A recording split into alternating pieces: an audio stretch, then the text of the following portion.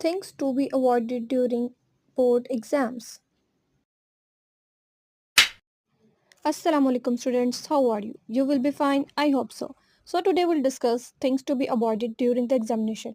हमें किन चीज़ों को अवॉइड करना चाहिए, इग्नोर करना चाहिए, रेडिकेट करना चाहिए, ख़त्म करना चाहिए जब हम बोर्ड एग्जामिनेशन हॉल में बैठे हों और एग्ज़ाम दे रहे हों. अंडरस्टूड? सो हम इन्हें वन बाय वन डिस्कस करते हैं. Lack of understanding requirement of the question. हमें समझ ही नहीं है कि उसने हमसे क्वेश्चन क्या पूछा है एग्जामिनर ने, तो हम कैसे आंसर दे सकते हैं. हमारे अंदर कमी है क्वेश्चन को समझने की, कंसेप्ट को समझने की, तो हमें इस कमी को दूर करना है अपने एग्जामिनेशन से पहले. अंडरस्टूड?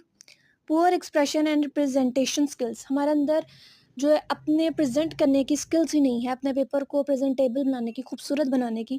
तो हम एग्जामिनर की जो है टेंशन को कैसे ग्रैब कर सकते हैं, कैसे उससे अच्छे मार्क्स अचीव कर सकते हैं, ले सकते हैं, नहीं ले सकते अगर आपके पास प्रेजेंटेशन स्किल नहीं है. ठीक है.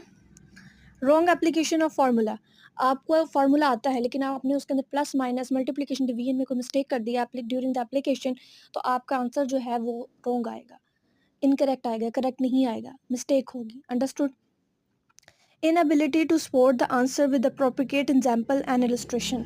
आपने कंसेप्ट एक लिख दी है लेकिन आपने बिल्कुल अपोजिट उसकी एग्जाम्पल लिखती है. ठीक है. जो उसको अपोज कर रही है तो वो मतलब उसको सपोर्ट नहीं कर रहा, उस कॉन्सेप्ट को वो एग्जाम्पल सपोर्ट ही नहीं कर रही, तो वो उसकी एग्जाम्पल कैसे हो सकती है.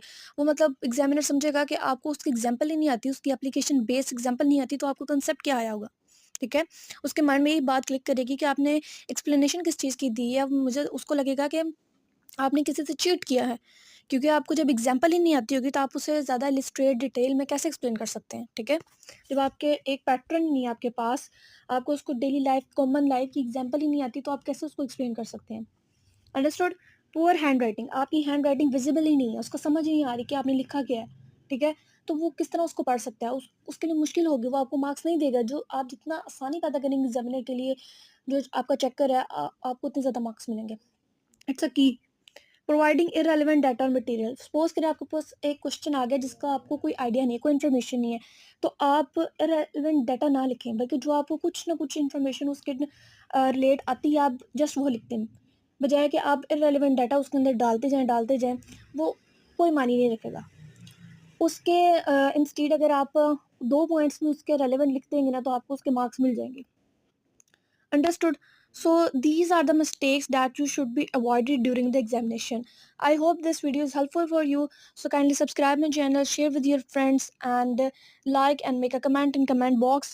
Kindly अब इन बातों को याद रखिएगा, इन्हें अप्लाई करिए.